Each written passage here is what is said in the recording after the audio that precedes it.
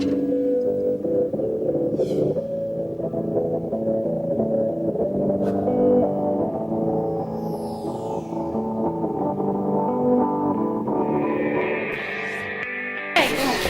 like to call to order the Brattleboro Planning Commission meeting for January 5th, 2015. And the first order of business is to approve the minutes of December 1st. So motion to approve the minutes of December 1st. Second? Second. David, second. There was it's kind of a funny wording in here. Just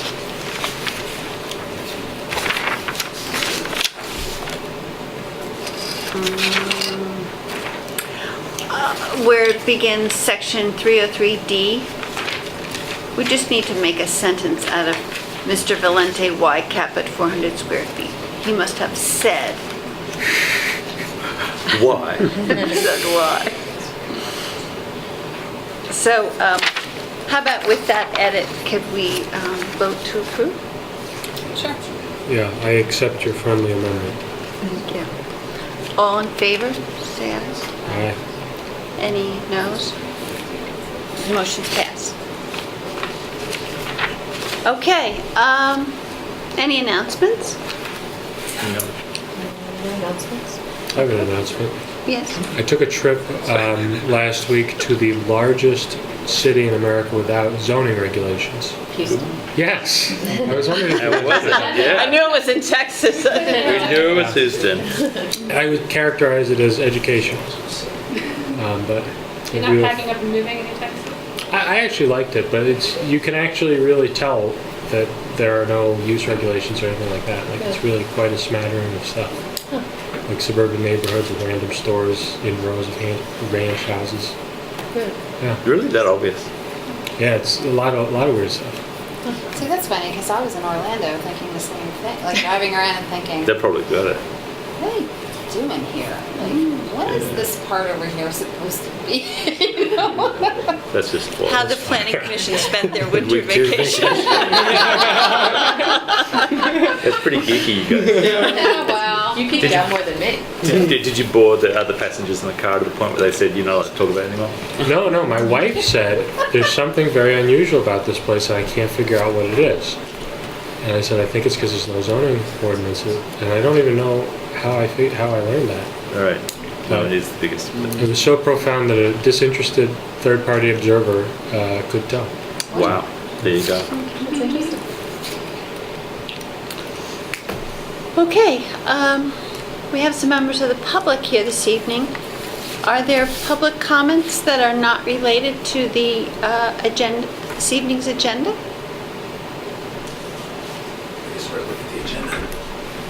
Oh, do you have a copy, Sue? No, I don't know. Because you all forgot yours. I never print them. Do you want me to go make a couple? I have questions and input, sort of following along, and my questions and input relate maybe to an agenda item, but also section 2. My name is Adam Hubbard. You mean to the zoning bylaw Yeah. and subdivision? So when we get to that, Well, I saw section 3. Yeah, Yeah, I he's talking think about section 2. chapter Should I just wait till you guys okay. talk about section 3? Okay. Well, And then that's, the public outreach. I've been looking at the website and just wondering how this is going to roll out. It seems to be evolving a little bit, and I'm pretty concerned that this is these are really significant changes to the zoning bylaw, and I don't know that the public has a sense of that, and I don't know how the education process is going to work out. It looked like in the original timeline that it was going to be sent to the select board for adoption in March or April. Is that, We have to see how the public outreach goes. what's that? We have to see how the public depending on outreach the goes. public outreach. Depending on the public outreach. Good. I mean, that's our. So That's still you the- want that's still the intent. to, you want to hold then your detailed comments until that point in the meeting? Well, I guess my question is, not understanding what the public outreach is going to be like. You know, these are obviously very sophisticated, very well thought out, very detailed section 2 of the zoning code. What level of input are you expecting from the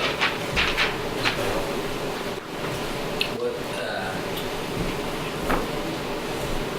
Well, maybe I'll just read this. I mean, and I guess it's maybe you just tell me like. I guess what level of input are you expecting from the public? Does it make sense to change the agenda? So, because don't we need to talk about the public outreach and would it make sense to maybe do that first before we? And before you, If let me we just say, could. before you change the agenda, if my questions are, if I'm preempting the process here, I can just wait. You know, if we're gonna be, if you're gonna have a Well, big you forum want to participate in the other section as well, so you might as well just wait. in section 3 and Right. in section 5. Yeah, you want to, Yeah. you're going to be here, so let's proceed. And then you can participate. I guess section 3 isn't ready yet. Is that true? That's what we're reviewing tonight. You're, okay. Yeah. Right. And so that's just you're circulating that within the commission. It's a draft. Yeah. Yeah. Want a copy? We left off at 305C at the last meeting. Right. Is it? Yeah, our materials for the meeting, so. Again, I just want to be careful. I think I'm ahead of myself a little bit here, and I just very. Is this Brandy? Or you? Yes, I think. Hi, Brandy. Brandy just sent me the section 2 last week, and I was drop-jawed. You know, I guess we had talked about subdivision regulations last summer, but this is pretty intense zoning, I guess, and adoption by March must give you some apprehension. Are you expecting that I don't know how to have this discussion really, but are you expecting widespread acceptance of this in the next 2 months? Well, we've been working on it for a year. Yeah. You're the first person to come to a meeting. You know, and we I saw it in the newspaper and that's why we're, Yeah. great, because it was a great, concern. great. I also expect that there will be no shortness of opinions during the public outreach process, knowing this community. So, part of what actually the public outreach process, this is the first time we're going to be discussing it in the meeting. We just got the proposal for what the public outreach is going to look like. So we haven't actually talked about it amongst ourselves either. So Well, that's not, we have talked, we did talk about it lightly, in November and briefly, December. but this Yeah. is the first time that we've come up with a plan for Yeah, it. with dates and the. With proposed dates and stuff like that. So I mean, I don't look at it as being like you only have to come to this meeting. We're trying to come up with as many creative avenues as possible, including outside the box things to engage the public. And then ultimately, at the end, Adam, as you know, we'll have to hold, 2 publicly, warned public meetings in the planning commission, and then when it's under discussion with the select board, there'll be, I would expect at least 2 further warned meetings. The schedule, I don't believe is overly aggressive, but one of the challenges is looking at the select board's calendar and finding an appropriate time to place something of this size and scope before them. So it's basically starts up with them just after the select board elections are in March and just after town meeting. And so we see that as the most appropriate window before the kind of summer wind down. I don't, it's early days yet, and where it's a little unclear at this point as to whether the select board is that we're gonna move through the process, and the select board is gonna move through the process so briskly that they're in place by May.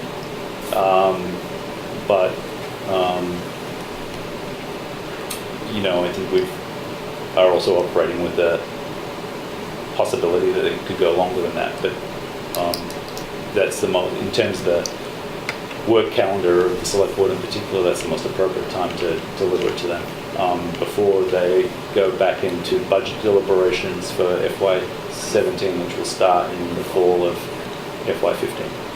So, I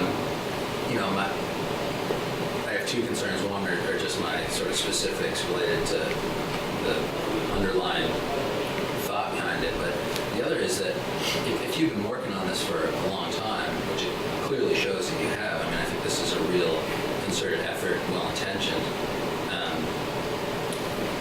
I see a bit of for your own sakes, I see a bit of a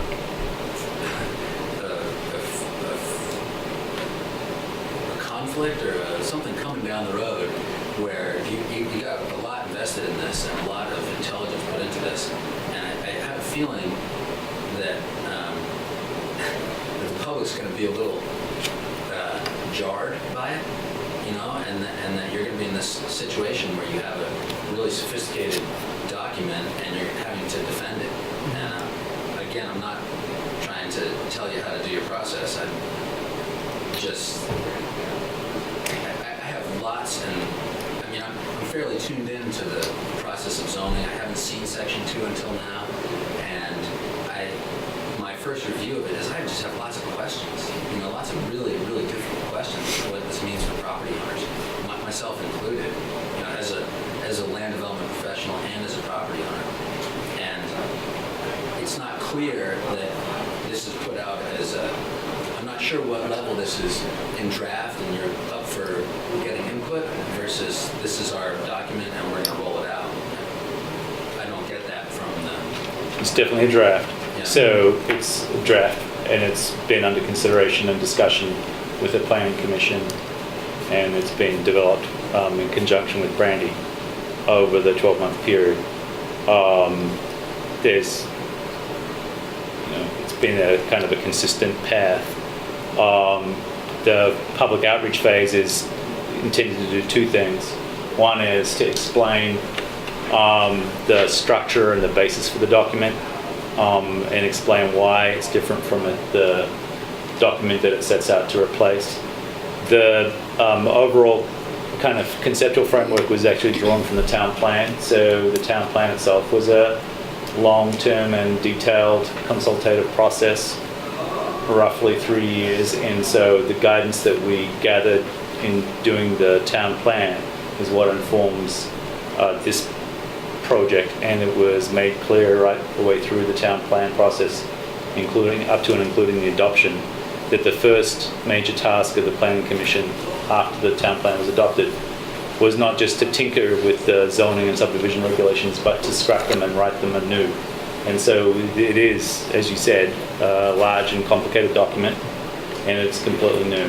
There are, of course, some similarities and some carryovers, but for the most part, the structure and the content is new. And we have taken that approach and taken the approach that we have in the document on the basis of the feedback that we got through the town plan process. And so we don't necessarily think that the public is going to be utterly shocked by the contents of this, because it's actually what they asked for. And then secondly, the public outreach process is part education and part an opportunity to guide and seek feedback. And there is time for the Planning Commission and staff to reflect on the feedback that we get through the public outreach process. Some of it's designed to cater specifically to certain stakeholder groups, and some of it's designed for the general public. And so when we bring all those comments and reactions back together, we'll make suitable adjustments, and then we'll move forward with another draft, another version, and that will be the version that's under consideration in the Planning Commission public hearings. Then after that, there's another opportunity for us to make further changes and adjustments to the document before that document goes on as a draft to the Select Board, where it'll be presented to the Select Board. And at that point, in response to Select Board feedback and the public hearings that the Select Board conducts, there'll be further opportunity for it to be amended before it's finally adopted or rejected. So we're talking, it's January now, we're basically talking just short of 5 months of gathering either highly focused feedback from land development professionals such as yourself or the general public before there's a version of this document that would be adopted. So you're looking for, hi, my name is Aaron Jacobs. I also am a residential contractor and vested property owner. So I'm seeing here in section 2, it says that they will not, you're gonna, front yard setbacks and pre-existing parking must be removed. So anybody with pre-existing parking 40 feet or closer will have to remove that. Is that what that's saying? And I think in those situations, normally it's only if it's being redeveloped. Right, so it's for new construction, you're saying? Yeah. Existing structure. Yeah, but each of the sections specify, I think Right, it says almost in all pre-existing cases it's parking must that. be removed, so I mean, that's, It doesn't pre-existing, so it makes it sound like if you have it, then so if you're saying the property is going to be reborn and developed, whoever develops there? Yes. If you look at the beginning paragraph that is underneath, it says for applicants who are coming in for site plan review, these are the things that, these are the standards and criteria. So that would be, and that would not be your necessarily single family home project, that would be multifamily projects, it would be commercial projects that go through site plan. And Yes. so those are the criteria that would apply. Right, because specifically 1 and 2 family dwellings in Vermont are exempt from site plan review. So it would only be if you were, say you purchased a large old home that was a single home or a 2-family dwelling, and you Which is what I did. proposed to convert it from a To a 3-family dwelling, which is I proposed to do. then you would be subject to site plan review. And well, it's a home with a main house, an No apartment, matter what it and is it now, has an attached, no matter what it's going to be. an attached building that just needs to be completed. right, well, depending on when you get it done by, if this was in effect, what we would be saying is that if you're going to go from 2 to a 3-family dwelling, there'd be the expectation that you're subject to site plan review, and under those conditions, parking in the front setback would be prohibited. Prohibited. So if the property isn't even built in such a way that you could have parking anywhere else, What do you do? then you wouldn't be able to expand? Well, that would depend on the zoning district, so if it was the urban center, you may be able to get, Well, this is in my zoning district. This is residential neighborhood. you're in a residential neighborhood? It's part of it is, You have to It's look the at the first property. 10 And that would Right. happen The first to a 10 lot of people units. in the residential neighborhood, I imagine, if they ever. Well, there's wanted to. also, anytime that you're gonna go through the site plan review process, you're gonna go through the development review board, outside of 1 and 2 family dwellings, and they have quasi judicial authority to look at factors such as if there's no other possible ability to put parking anywhere else and stuff like that. Right. and then they- And they'll speak to what's in it, but there's also there's so many variables. Honestly, the planning Okay, well, the commission. ultimate variable would be the obvious one, and they would say that, well, we're not going to approve you to build it for a family because you don't meet the qualifications. So, just to come back to the residential neighborhood Right. and what we have, so everyone's Right. clear, is that it's a 15-foot minimum front setback. So it's within that first 15 feet from the edge of the street, usually the edge of the sidewalk, essentially, 15 feet back. You wouldn't be able to put parking in there. Beyond that, it could Well, be I possible. mean- But the idea is to try to maintain the front yards in the residential neighborhoods so that we are allowing an increase in density over current zoning in some of these areas, but wanting to maintain the neighborhood to be able to keep a front yard. So I see not you're wanting to looking be for kind the of- landlords to, maybe have a little more curb appeal, because Brattleboro's looking a little shabby. I just moved back here, I've grown up here my whole life, you know? So I agree, there could be more curb appeal around here, but it's still. So, yeah. So you're getting the general thrust of that requirement, but I think that what we're trying to do at this point, in this meeting and others like it, is rather than hash out an individual property owner's Right. specific. That's my only one question. Okay. That's like the obvious like, question. Right. So at this level, at this point we're much more interested in the broad brush approach, I guess, here, rather than resolving one, up or down, whether your application is going to make it or not. That's not, although I understand what you're trying to do is get clarification on the effect of these proposed requirements. But so in general, as Brandon just pointed out, the general principle that we're trying to encourage here is that there'll be less visual impact from the parking of cars and the location of trash cans in the front yard. Agreed. And more space. Oh, I agree with those obvious, Devoted. pretty up your front yard, Yeah, so that's the brings, general. Tourists come in, they appreciate it. I appreciate not seeing people's trash piled up in a 6-family apartment building also. So that's the general. Yeah. To get that changed, we figured that kind of provision is going to need to be included. So I have another question, like what came to be, like we're just going to scrap everything that's old and just make a whole new? Is that what you just said? Yeah, because the old regulations were kind of patched together with duct tape. They originated in the early 1980s, and there's been large-scale statutory change at the level of the state of Vermont, and people's expectations have changed, and our standards have changed, and our ways of being able to regulate land use have changed. And so we wanted to make a contemporary document that represented the community's values now. And I would add that there's been court cases that have kind of helped shape where we want it to go as well. Yeah. I grew up here. I'm pretty proud of the lot offer. I believe that it needs some beautification. I believe, like he's saying here, there's a lot of challenges. I've just briefly looked at this one part. We'll look at it some more. My other thought is you've been on this for how many months now? Since June of 2014. Okay. So, and you're going to have how long a period of public input?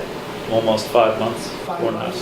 4.5 months. How does this town get out to the people? How do the people get this information? Well, we're talking about this a little earlier. We have, we're using Constant Contact as sort of an email device that pushes out to multiple recipients. We've got an email list of over 200 people. We're on TV. We're on TV every month. We talk to the local press. Facebook? This is what TV show are you on? CNN, Fox News, Brattleboro TV? Yeah, Brattleboro Right, TV. and how many people tune into that? Website has all of these meetings recorded and you And I don't can watch watch them them all the time. I saw it in the paper by chance. I actually do watch it because I'm not good like that, but most people I know don't watch it, will not get information from that. So Well, just I wondered- think, we're just at the beginning of rolling out the public outreach. We are planning on having press releases go out. We are planning on taping some things for BCTV because surprisingly, a lot of people do watch, not Right. everybody. But not everybody cares either, so, you know what I mean? It's sort of like, Well, the vested other thing interest. I wanted to point out is we do have like an open seat that we need on the planning We have commission, a right? couple of open seats. Right, so if you guys would like to be more involved in this process, by all means, step up, because for the four of us to sit here, it's sort of our collective knowledge, and you obviously come with some other knowledge, so it would be useful if you want to. And also, you guys are the first public members that we've had since we started this process. That's kind of the feeling I get. No one showed up, It's just like people just don't show up in the first place. And So it ends up being a collective group of people who just kind of Well, that's Well, I pass it anyway, there's no one showing up. And that may be, or because in the future I might want to subdivide, and Yeah. then like, well, I should go. It's Yeah, obviously, a big thing. Well, you're all welcome. 10% of the- yeah, every one of our meetings has to be open to the public. It's warned every time. Beyond that, we warn the same way that any other town committee does, for every meeting. You what?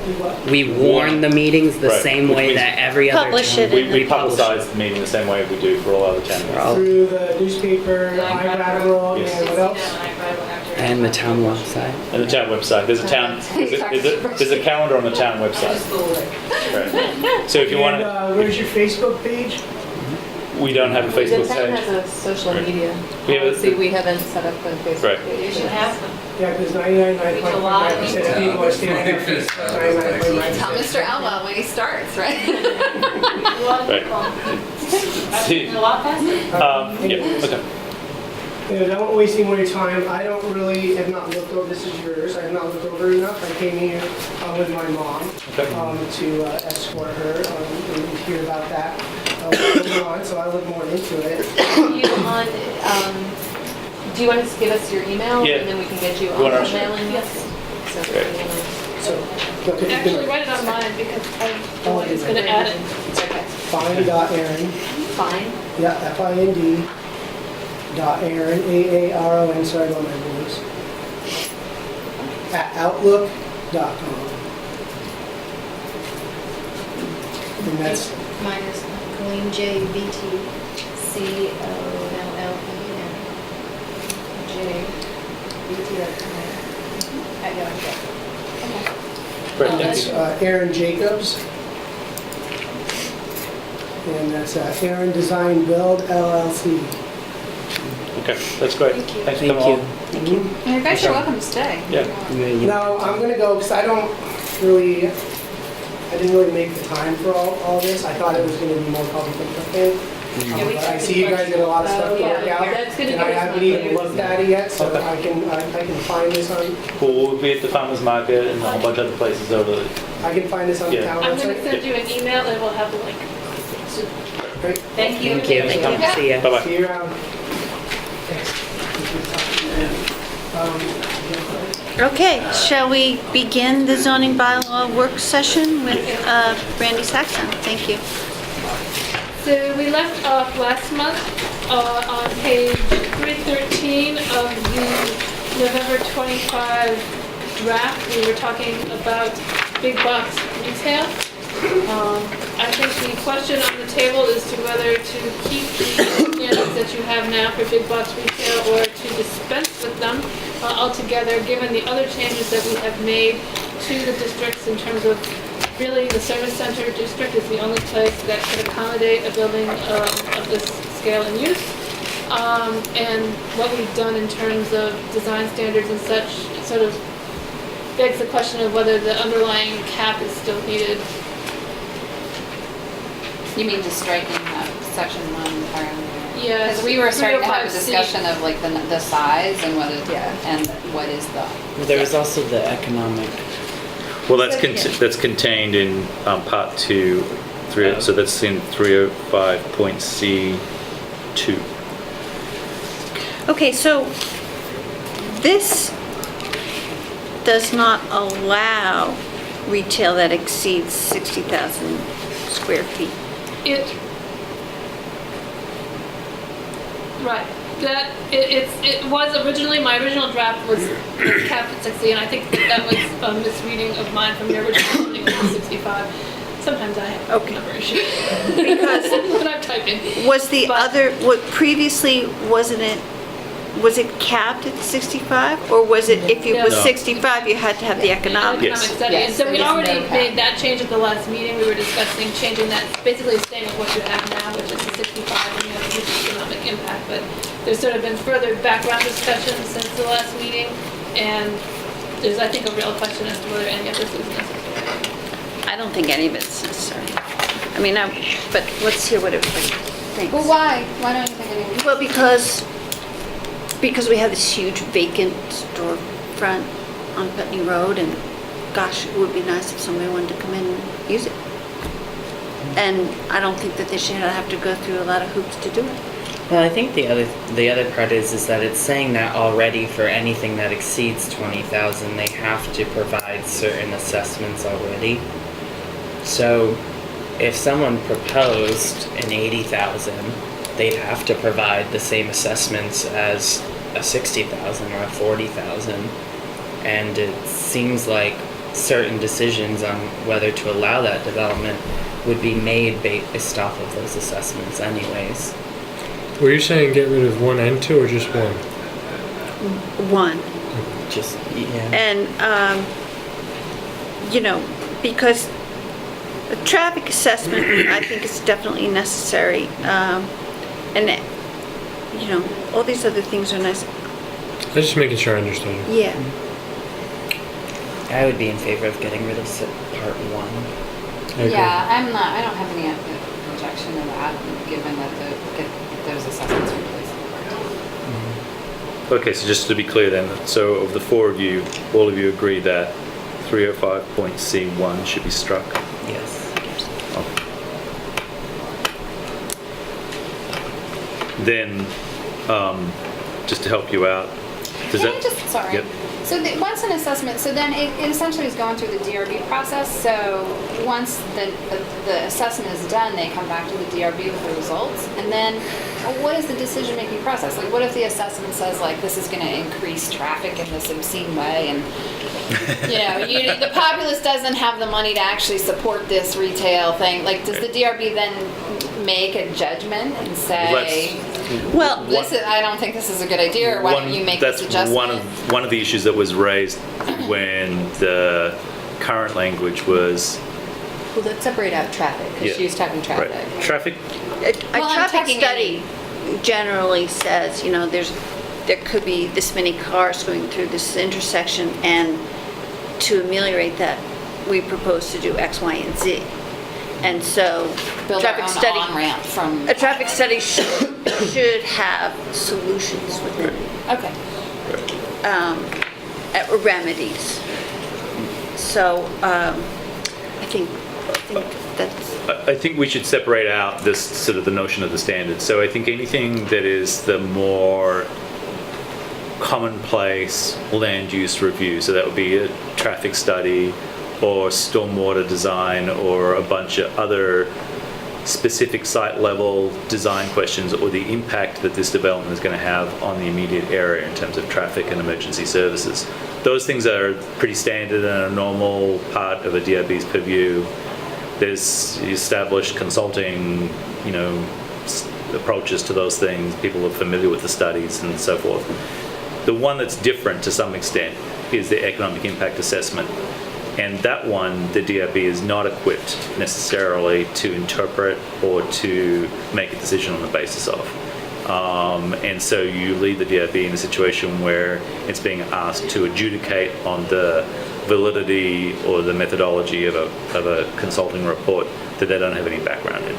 Whereas they're comfortable with and used to traffic studies, for instance. And a traffic study, as Liz pointed out, might suggest that you change the sequence on a set of traffic lights, or that you install a set of traffic lights, or that you close off an existing opening, or you change a two-way street to a one-way street, or it'll have some specific physical changes to the streetscape that are being proposed to mitigate any kind of traffic problems. There isn't a similar set of recommendations that an economic impact study is going to lead to, and that the DRB or the town itself could ever implement. So it can't say things like, well, if you increase the minimum wage $1 above the state minimum, you'd be all right. We don't have the authority to do that, or those kinds of things. There isn't any. But so ostensibly doing the economic impact assessment would tell the property owner or the business owner whether it's going to fly or not. And so they may make a decision not to develop if it comes back. I would think that any business owner who would propose a business of that size and scale would have their own marketing analysis. Right. That's, the basis of their decision making.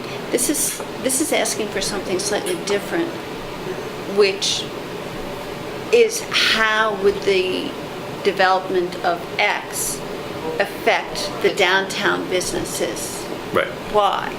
Which is kind of an odd duck, and basic- Methodologically, it's pretty fraught because there are so many different factors that contribute to the success or failure of downtown businesses, and you're making a supposition right at the beginning of the study, which is any large-scale development here is necessarily going to have an impact that will be witnessed down here. And while there is, some reason to think that, there's enough complicating evidence to suggest that that's not always the case. So, whereas you can to go back to the traffic impact assessment, you can model the number of vehicles. You literally have a little computer program that shows you hypothetical cars driving along and what happens when the light goes red and how much does it back up Okay, and all so that kind then of stuff. why is this included? I mean, why would any zoning be including an economic impact assessment? Well, Well, I If think you- the if- history of it comes back to when Walmart was going across this river. Right. But I think in the intervening, how many years? Well, it predates that to some extent, but yeah. But that whole concept, and Yeah. I think Right. at this point, with the ebb and flow of the economy, I think the town is more predisposed to welcoming business than wanting to put hoops up to stop it. Apart from the other obvious conclusion, which when we had the consultant in 2011 do a study of the commercial areas in town, he thought that this was unnecessarily restrictive, and he also thought that there really wasn't very much evidence to support the contention that a large-scale development like this would happen here, partly because it's already happened fairly close by on the outskirts of Keene, partly because the one that's been built on the outskirts of Keene is not hugely successful. It's not fully tenanted now and hasn't been for several years, and that the landscape of the retail industry has changed so profoundly that the construction of malls or lifestyle centres, which sounds a little dubious, or big box stores, is kind of over. And so, all the kinds of typical market studies that a potential big box store builder would lean on to determine whether this is a good location or not, we are of the view would lead them to the conclusion that this is not a viable location. And so... Most major ones are going towards smaller stores anyways, like Walmart this year for the first time ever is going to build more small format stores than it is big ones because it's just not there anymore. Right. Well, let's have our discussion on the commissioners because the public wants to speak about it too. So, are there more comments on this particular Doesn't that element? seem to militate in favor of getting rid of the economic impact assessment and just leaving the traffic assessment? Right. Yes. I mean, yes. So, I mean, do you want to... Should we scrap that? We all agree. Yeah, I mean, if you all agree, then do it. Well, I feel ill-equipped to I feel like I feel like if there my is, prior prejudices are like if there is, cackling the back of my head or something. Yeah. I mean, the other point though just is that too if there things like a traffic study, the DRB can hold the applicant accountable for stuff as contained in that report, like an economic impact assessment. The DRB is going to be like, great. Well, so You know, they can't really enforce anything related to that. So this comparison is really instructive because given an accepted methodology now, you will establish whether a section of road or an intersection meets a certain performance standard for traffic, right? So it'll be A through F. F is a fail, A is obviously excellent, right? So if you were to look at an intersection on, Putney Road and some other side street, you would be able to figure out what level that intersection was at, and then you could mathematically figure out what the impact was going to be, assuming a certain number of vehicle trips going through that intersection, subsequent to the big box being built, and compare that to existing conditions. So there, you've got the DRB being able to say, well, we clearly don't want it to go from a B to an F, but we might accept it going from a B to a B minus or a D plus, depending on what else is on offer, right? So there is no parallel in the economic impact assessment. It's like, how do you grade the impact? What percentage do you accept? How many jobs lost would the DRB find acceptable? How many, you know, And then- none of these things are actually established for the DRB to help them make a decision. They can just go, And the opposite might also be the case, that people would come to town because of what is being sold in the store. right. And also, well, eliminating the economic impact assessment would be a money saver for someone looking to develop the, I imagine those assessments can't be cheap. They're not cheap partly because they're So because wishy-washy. Because this is not a such an market odd study. It's not a This market is study. It's such an something odd thing. different. Yeah. In fact, so way back at the beginning, my predecessor was actually tasked, once this amendment was made, to actually identify a short list of consulting firms who would be qualified to do the work. And it's a pretty short list, and it My name's not on it. and your name's not on it. Would you like to be on that list? The road there. I can put you on that list. So anyway, the point that I'm getting at is that unlike other studies that are done for land development or a market study, this is a very peculiar methodology, and it was problematic partly for that reason. Especially that. So then where did it come from that it was in there? I'm sorry to be like hammering this, No. but I think This was an approach that came out of groups that were in opposition to larger scale retail, and the idea Right. that it was devastating to small downtown businesses in the 90s, basically when, it first started happening, that those large store retail establishments were putting out sort of Right. existing smaller scale department stores and pop stores out of downtown. The problem is that I think that we're 20 years later and the environment's entirely different Right. than it was when this strategy was come up with. okay. Right. Shall we hear from the public? Adam? I think Rod didn't come about when they were going to put Adam and Stanley was going to add the Costco at the Northeast Cooperative. I'm not. we're gonna have a Costco. I'm going to be very political in my answer, but also really honest. I have heard so many different hypothetical projects that were proposed and nixed at some point in their gestation period that I couldn't tell you precisely which one it was. I've heard at least 6 or 7 different properties in the Putney Road area. That's fine. Yeah, but yeah. That was my recollection, is that Right. that came in along with that. And oddly enough, I'd never heard that one. So I believe that's when the 60,000 square foot big box debate came, was concurrent with that proposition. Right. Of the redevelopment of Northeast Cooperative. right. I'm really happy to hear you guys strike the 60,000 square foot limit, and I really think it's important to strike the economic impact assessment. I think those are 2 good moves. I'm not sure how long I'm going to last you. I'll say that in keeping with that, a lot of the previous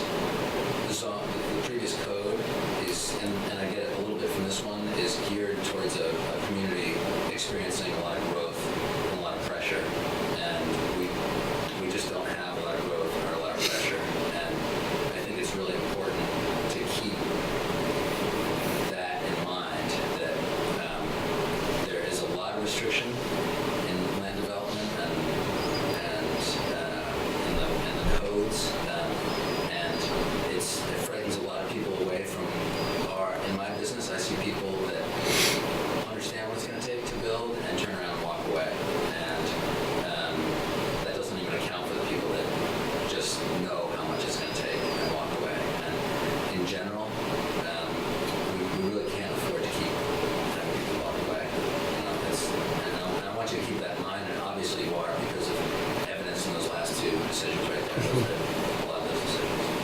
That's all I'm going to say. I got more, but And we get empty seats. that's actually tempting. And so we've decided then the four of us to strike the economic review? So, if I could say this, probably Yeah. we would get rid of this whole section. The traffic impact study component is actually built into part 4 as part of the things that the DRB Oh, very can good. require for development, period, so we don't really need another separate section here Easy altogether. So we peasy. strike the whole So section. all of 2 gets to go? All of 305C would go. Excellent. Alright. All right. I think it's a big blue X this week. Okay. Great. Okay, Brandy? Okay, Car so wash? the next one is car wash. Obviously, these are all of the standards for various specific uses. We didn't introduce at the beginning what section we were in, we just jumped back into where we left off.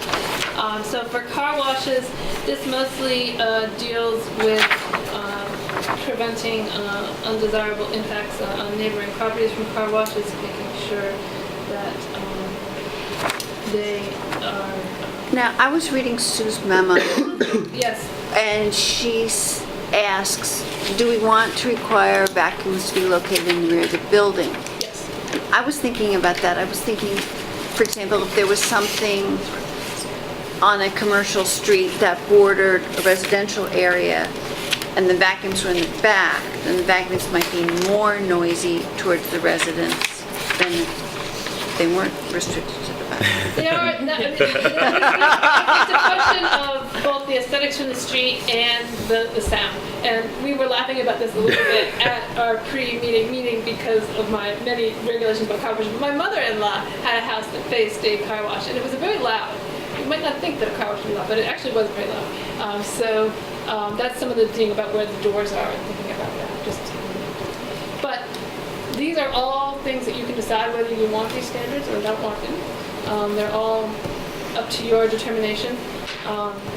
Well, is there another standard that we could use that would protect nearby residences from the noise? We do have, Rather I mean, than we if they were do in the have front of the performance rear. standards that Okay. have some basic noise levels in them, and we have buffer requirements and things like that. So it's not like there's absolutely nothing. These are just more precise for dealing specifically with a car wash. Was this to kind of move what would be vehicles parked up against the road to the back of the building? It is also trying to get the And get the street building frontage towards the front. more pedestrian oriented. I mean, you'll see that when we get through drive-through. Pedestrian oriented car wash. There we Not go. the street, not the, we don't walk through car wash. I think we should just make people hose their cars out. So back to what Elizabeth was saying, could it be written in a way that's more specific to the impact?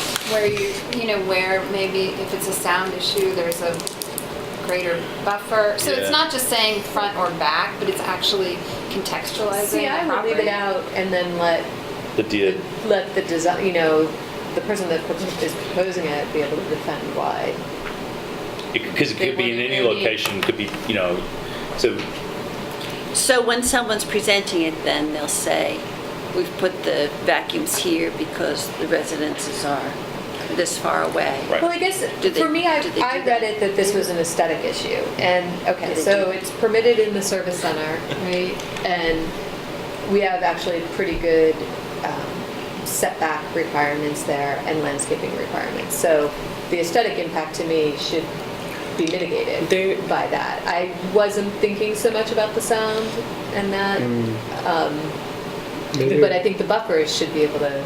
There's also, we could also say that we just encourage the equipment, the vacuuming to be behind. I don't want think too there's much of any the point in doing encourage. that. Yeah. You Because either it's either yes or no. Yeah. Nobody really cares what you encourage.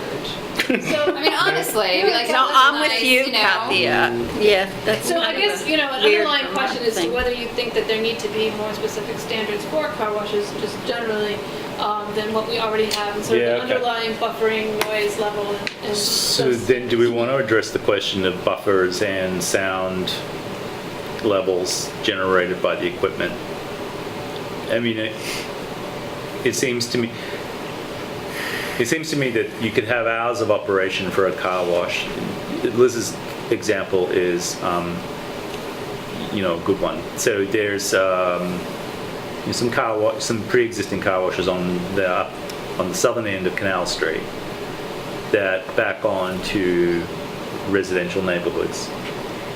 And, you know, I'm not sure where, or if they've even got vacuum cleaners, but I mean, that's a place that could be open as early as 6 a.m. on the weekends for the car wash and not shut in summer probably until dark, till 9 or 10 p.m. And so if you were trying to enjoy your backyard immediately over the fence, that could be pretty grueling. But I don't know what standards. I'm sort of a bit challenged by thinking about where we would go to establish standards, or whether we would be wanting to establish hours of business to, you know, confine the noise, which, you know, both are problematic. Yeah, I don't like. Can't you just write? That's it. What's that? Now, in 305B though, an automobile repair Community. service, which we already approved, there is a section that says that for automobile repair and service places that the vacuuming cleaning must be behind. So, You told me to rewrite that Yeah, we didn't section. approve that. oh, we did. Yeah. Yes. Oh. So, Okay, never mind. with less of that stuff in there. At least we're being consistent. So it's that you have the same impression with the car wash, that's fine, but, so I think there's aesthetic components to this, and sort of that, maintaining that pedestrian-oriented street issue. There is the noise component of it a bit, and then the last two are a little more environmental related. Those are great. Except, is it redundant? Are they saying the same thing, or am I missing something? Well, if you had a properly functioning wastewater capture and recycling system, clearly your water would not be running off the site. But I think you'll find that you could use this language if you had a pre-existing one that was particularly problematic with causing water on a neighbor's property. Six could be to the zoning administrator's advantage if you had a sort of a persistent problem with an existing car wash. Okay. But if you're doing 6, then you should have 5 covered. Yeah. And if you're doing 5, 6 never comes up. So, to the pedestrian-oriented thing, I mean, you know, with landscaping and a sidewalk and minimizing the curb cuts, I don't think you're necessarily impacting the pedestrian experience as you walk along the frontage. If it's done properly, I mean, if somebody's vacuuming right there, that might not be the most pleasant thing. But I don't know, I mean, I guess I'm not bothered by the days facing front. So I'm seeing that 3 and 4 are the ones that are probably of greatest concern here of this list. I would have to say that I like the idea. Well, we had this discussion another time, didn't we, about bays facing the street? Yeah, That was for for service that was for stations. service Yeah, stations. I have that one indicated as to go Right. from the last meeting. Okay. So So, to focus on 3 and 4, 3 and 4 potentially out of here, leaving 1 and 2 and 5 and 6.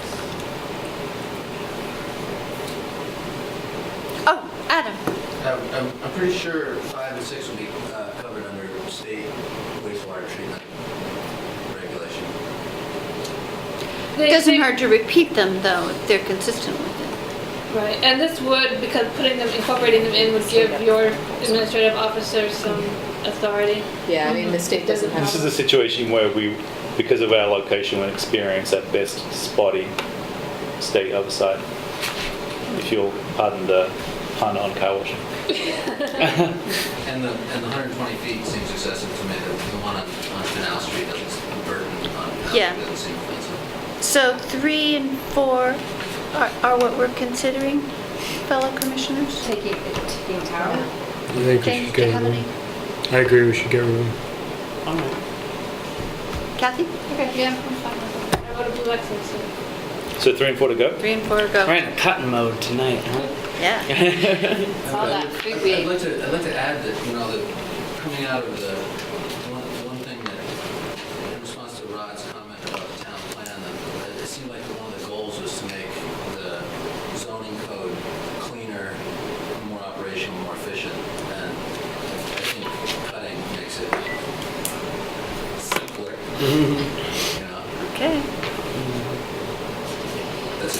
overall kind of Continuing, philosophy. yeah. Continuing on the automotive theme, we're up to drive-through facilities. You might want to ignore my memo, what I wrote here. I was looking at an older version when I wrote the memo to you guys, so I apologize. So Never Randy mind. actually did cut out all the requirements on the stacking lanes. Oh, very good. After I complained about that. So, Bummer. I pre-chopped it. under A is basically just a description of what the components of the drive-through facility are. And then the remainder of the standards deal with location, once again, getting the stacking lane, the place where you line up from your car, go through the drive-through, to the side of the rear, making sure that, because we're also, remember, putting a lot of parking to the back, that we're not blocking off parking and people's ability to safely get from their parked car into the business through the drive-through lane.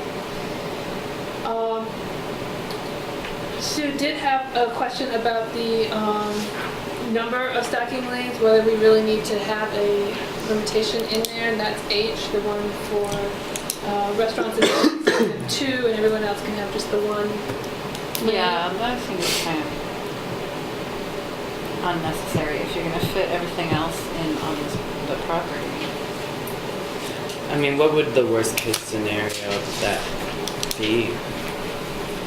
Just creating a very wide area that if we push the parking to the back of it, so you'd have parking with all this traffic with the drive-through in the building, and so people who needed to park. So if there's a lot of people idling, that could be an air quality concern. Could be that as well. So that's a bigger, You know how idle people are. that's a bigger concern with like banks with drive-throughs, because they can have like 8 lanes going down the whole way, right? Yeah, I mean, the scale of business is probably not a huge concern for you. That's the nicest way anyone's ever said that, Brandy. Probably not going to be as massive. We've already gone through this discussion with the big I think we've boxes. established that. But no one loves us. So, yeah, that's Yeah, okay. it But seems there's like as many H things is as there are. unnecessary to me. Yeah, and on rereading them earlier, I think I could probably consolidate these a little bit so that they are not so individually bulleted. There's a little bit of overlap between the ideas of trying to make sure that That sounds we good, get Brandy. people. It's one of those things like there's a long list, but they're all really reasonable. They're not, you know, they're not like, Well, it makes sense. Right. I think there's some clarity to structuring it this way, where it's one thing Thing in per each bullet. per bullet, and Are we all united in removing H, as Kathy suggested? Yes. Sure. Okay. You know, so just on this point, we haven't had much exposure to this. You're right, Brandy. And the one that in living memory that came up was the reconstruction of an existing drive-through restaurant where the configuration of the parking spaces relative to the drive-through lanes was, the question was whether one unduly impacted the safe use of the other. And so are you aware of site plan review standards that discuss, you know, the proximity, if you like, of the designated drive-through lane relative to the angled parking, so that when the person that's goes inside for the super duper sized bucket comes out and then they go to back out, perhaps focusing a little too much on their bucket, that they don't conflict with the people swinging in to do their drive-through. yeah. Do I see where you were headed with that, and I think E basically Addresses says that that. you can't block access to, but Right. it would require sort of thinking about that as you looked at the site plan to Right. make sure that these lanes were not overlapping each other. Right. And I guess that is the benefit of writing out all of these bulleted points, Right. so that as you are looking at a site plan that Okay. has a drive-through facility, you can sort of You take can through check these them out. and Right. sort of think a little bit more. Like, I always like to add that one about snow storage into the parking lot thing, Yes. because when you're looking at a site plan, that seems to be the thing that gets forgotten a Oh, lot. yeah. Right, you go and you look in the parking lot right now, and fully 8 parking spaces are given over to snow storage. Yeah, you know, and it's just one of those, it's, you know, these are obviously, like you said, these are good design and engineering practices, but doesn't mean to say they Filling always them get, right, okay. make sure they don't. So you get think, forgotten. so in your, so he works for you? I think that this is, I think it's covered, I mean, we could be more precise Yeah. about not allowing any, you know, that you can't make But I the think, stacking within. Right. well, I think the Trouble only way you with get parking there meters. is to go back to the stuff that I asked you to get rid of, which is you need 4 stacking spaces for this kind of use, and you need 2 for this. And Oh, I see. Yeah. because like when I think about the drive-throughs on Putney Road, actually, I mean, I think with the exception of maybe McDonald's, you get a queue that does affect the parking. So Dunkin' Donuts definitely does. Yes. I'm not KFC. as familiar with Kentucky Fried Chicken, I but it think- sounds like they do. I think they can. I was at McDonald's one day and that queue Well, I would think it effed could. stuff up. I'm Like, sure that it and could. people were getting angry because they had gotten their food, went to their cars to back up to leave, and they And they couldn't get out. Yeah, I they mean, I couldn't can get out. imagine the Yeah, times when it does. So, I Yeah. mean, I think the only way to get around that throwing a is tour then bus and the stacking. But my concern with saying you need so many stacking spaces is that Cool, you're you know actually increasing. You are increasing the impervious potential surface and- footprint if you Right. not need.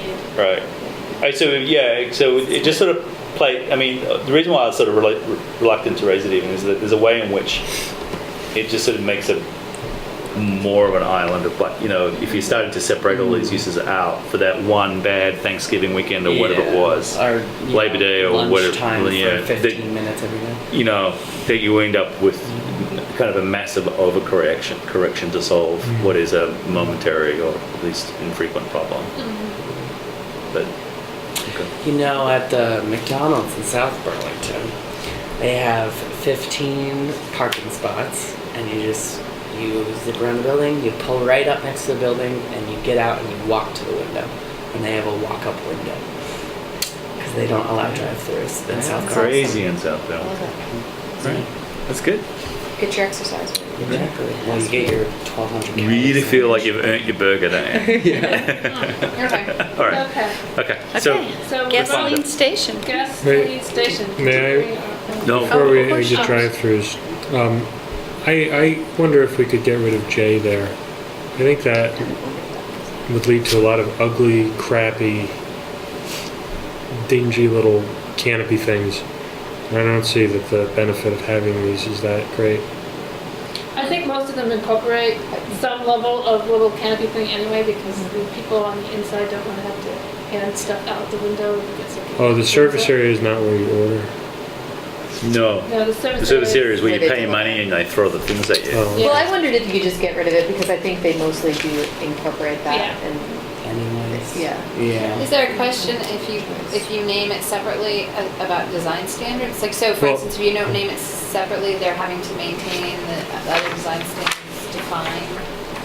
Like, does it create a different definition or something? No, I don't No. think it does. Okay. This just sort of calls it out, that, you know, if somebody didn't put one in. I think And you're- I think Jay's somewhat redundant given the standard practice of the building of them, even banks. You know, Yeah. they all have a little canopy jobby. The other And thing, it's mostly for the workers inside, and Yeah. because also like just water splashing Sure. off the cars into the inside. Well, you have to run your windshield Turn your wipers. windshield Oh, they hate Yeah, they hate that. Awful. I never think of doing this. No. If you don't have a canopy, Yeah. then you have to run. You'll leave. Oh, yeah, right. You'll And leave then them you- on, Yeah. and then what you're doing is that you just There's some places. pushing it at the person that's trying to give you the fries. There's some places that have signs that say, "Please turn off Yeah, your toll booths. wipers." Yeah. Right. Yeah. Yeah. Right. They get really pissed off at So top are we booths. getting on? I think we have. J is out? Yeah. J J is is out. out, H is out. All right. Gas station? Brandy already takes care of some of my stuff from my memo. Apologies again. So the first this is a bullet, third of an acre basically, right? 20,000, that's more closer to half. Yeah. It's cool. Yeah. An acre is 43,560. It's a number that's burned into my brain. Yeah. yeah. Yeah.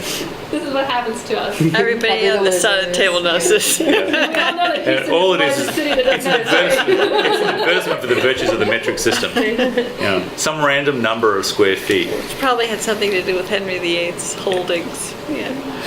That's right. Yeah. How far his horse can Probably goes back stagger. to something that relates to rods and chains. Oh, gee, don't bring that up. What about furlongs? Right. Focus. Okay. Okay, Okay. so, Yes, it's about half an acre, and 150 feet of frontage. So the one idea behind having a minimum lot size is to prevent someone from trying to squeeze a station in on a site that really isn't have adequate space, but they're really maneuvering things in and around in a less than comfortable manner. I think we've all seen gas stations that are on small pieces of property that you notice as you're trying to maneuver your vehicle around them. right. Now I have a question about one of them, E, where it says that the light fixtures must be recessed underneath.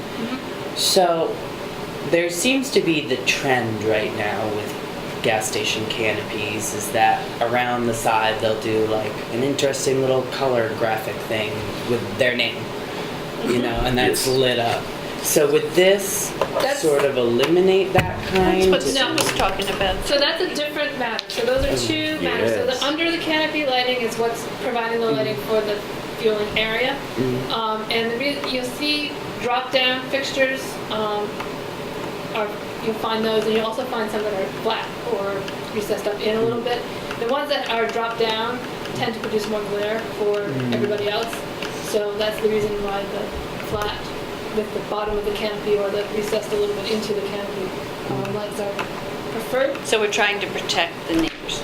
So, And drivers. and drivers. So there's a way in which if this is the front edge of the canopy, and then the ceiling is here with all that stuff that's supposed to sense the fumes and all that kind of stuff. That's why they've got the canopies in It's the not first going to be place. this glaring beacon. Then the light is tucked up in here, so that as you drive or walk by, you don't see the Yeah. How does this affect lights on the side? So the side, that's the fascia component of the canopy. And so we have two things going. Within the service center district, you could have the so-called standard corporate canopy, which is what you're saying. We have the corporate coloring and emblem, and it could be illuminated. There's a section in the lighting component that deals with that. Outside the service center district, that sort of corporate canopy design would not be allowed, and you would have to have something that was more architecturally related to the building. Okay. Are we all set on gasoline stations? I remember a disagreement on the DRB as to what exactly was a sign in the context of the canopy. Did it include all the designy stuff that David alluded to just now, or is just the logo? We had this very question come up. I know your interpretation has been it's just the logo. Other communities' interpretation would be that the corporate colors are signage because they are an identifying. I would think it would be the whole thing. Well, I remember it because it was a rare split decision on the DRB. So, I'm trying to- And our current language is not very clear, which, What I So was we told should is clarify. that it's come down to be Right. the colors are not, but any like insignia or Well, yeah, corporate but it, logo is considered part of the sign area. That's how I was told it was currently being. let's say you I'm had okay a with sign for the planning commission, and here's their logo, and this is the background color. This whole thing is a sign, not just the logo. Just the lettering. The whole of course, thing. that's something you slap onto a building while the canopy is the building. You know? I would contend that most of the franchises that run gas stations engage in what is plain to speak is logo buildings in the first place, which is similar to fast food joints. So the building design is synonymous with the actual brand. So a McDonald's looks like a McDonald's, and a Pizza Hut, unbelievably, still looks like a Pizza Hut. No, it looks like an urgent care. Or in this instance, it looks like somewhere where you That got to was get formerly a Pizza Hut. where you get benched up. If you take that line of thinking that the building is the logo and the logo is the building, it's consistent with the canopy approach. I would say that the fascia, I if the honestly don't fascia care. I is- just think yeah. we should define it Yeah. so that I would whatever we want is what the DRB I would prefer does. that the fascia, if it's treated in any kind of corporately you know, in any kind of corporate way. So if it's white with a red fluorescent tube and a blue fluorescent tube making, you know, a red and blue stripe against a white background, and then the name of the gas company, which, you know, would be Mobil or whatever, then the whole fascia of the canopy should be counted towards the sign. So, well, the way it's dealt with is, except within the service center, no other signage or corporate or franchise identification elements may be mounted on or incorporated into a freestanding canopies. So if you're Texaco and you're in the service center, fine, you can have your big red triangles all around your canopy, right? But what if they just wanted it to be like black and red? So, we come back to the definition of sign. I thought you were going to go something completely different, Nope. but okay. Back to the definition. Any device, including but not limited to letters, words, numerals, figures, emblems, symbols, pictures, flags, streamers, balloons, lights, or any part or combination used for visual communication and intended to attract the attention of the public and visible from public rights aware of the property. So you come down to interpreting that definition and whether that striping is an emblem, a logo, part of the logo for the business, or whether it's a mere decorative. So you think it should be a case-by-case Well, interpretation? you know, we can be more specific, but that's where we are right now with the draft. That is a very common definition of the sign, and it's, I think, more common to consider the canopy with its corporate colors a sign under that definition than not in Vermont at this point, but it's not 100%, there's not a 100% consistent interpretation of that. I would say that if you read that on its face, that leads you to the conclusion that the fascia of the canopy is included as part of the sign, because they almost always use a color scheme that's consistent with the corporate colors and then coordinate that with a logo or something similar, so that the fascia of the canopy is the backdrop or the background, if you like, to a logo. So It's like the Sunoco blue, which is almost exactly the same as Sue's sweater, I noticed, with the Sunoco logo. You know? that's an unfortunate association. It's a nice shirt. Well, I was just trying to remember what that blue looked like. Right, and it come right. And with gold. So Gold too. Yeah, it's gold and blue, right? So I, in reading that the way that's described, I think that that's enough. In my mind, that's enough direction for the DRB to determine the entire fascia area of the canopy to be included as a sign. Of course, that leads to the next question, which is if you take that position, obviously it's way too big Right. under any sign ordinance. So do we tell them it has to be black or white or some other color with the logo? What kind of? Oh, what would you like? So, Should I have just not brought this up? No, that's the perfect attorney question. I don't know, you know, the guy. Ouch. and I'm just looking at what we've done for sign area. It wasn't an It insult. actually- No, I know. Depending on It worked well though. zone, how tall do you think those fascia? I'm really bad at judging how tall. They can be pretty deep. 2 feet. I was going to say somewhere between, 24 and 36 inches. It probably varies a little bit. Well, if you're in zone 2, which is the service center for the signs, you can have 2.5 square feet of sign per linear foot of building frontage. So then you have the argument of whether the canopy counts towards the amount of building frontage. If it's mounted on it, in which case you, in the service center, may be able to argue it back that way. That you actually, it is a sign, but that you are within your, Do we regard canopies as structures? As They're structures. open on all four sides. yeah. I think a structure by definition is. Well, a building has, so we did Yeah. this building in that structure. We would count it as a structure, but probably not a building. But if it was attached to a building, But they're generally not. they're generally not, but they could be.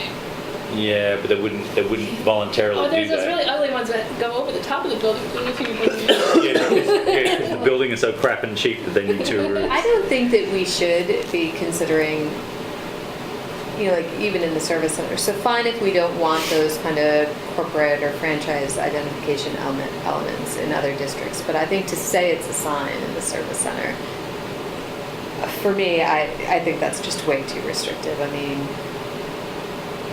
you know, that these gas stations have some colored striping on the canopy. I mean, I don't think they're attractive, but I think that we should. Is this one of those situations where it may be better to let it go and then, you know, the DRB has to make a decision based on how they're going to interpret the definitions in that particular scenario? Because it seems like you're trying to get to like the absolute Right. truth here, and it may not get The there. downside of that is that as the composition of the DRB changes, the interpretation can change. Right. So you'll So get. we have a consistency issue. What I would say here, Sue, is a possibility is, so say the building itself is, say it's natural brick.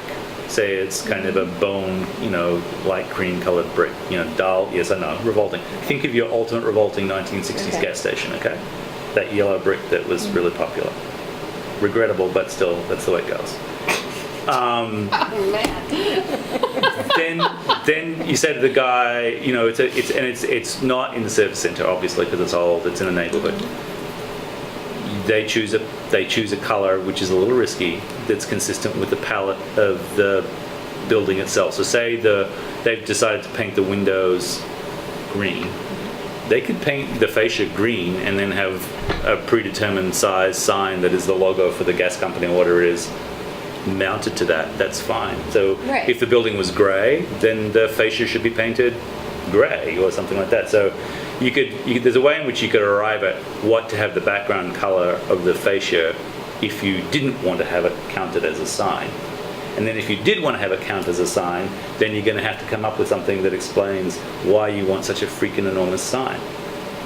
Right? But see you what- know, a little checkered flag that, you know, tends to trail off to some yellow and blue in Right. this color down the whole length of the canopy, when it's just a checkered flag, I think is a lot less offensive to me than painting the fascia Yes, I agree. that green, I mean- when there's nothing stopping them from doing that. If we think that having an electronic sign with their gas, you know, with the Right. pricing is, you know, that's pretty standard for a gas station.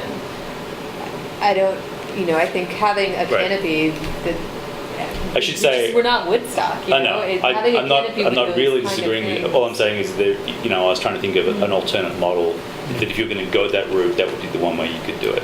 And that in the service center, I think it's crazy to get into this at all. That it's sort of an expectation that the Citgo place is going to have the corporately consistent, Yeah. huge Citgo canopy, because that's what you sort of expect.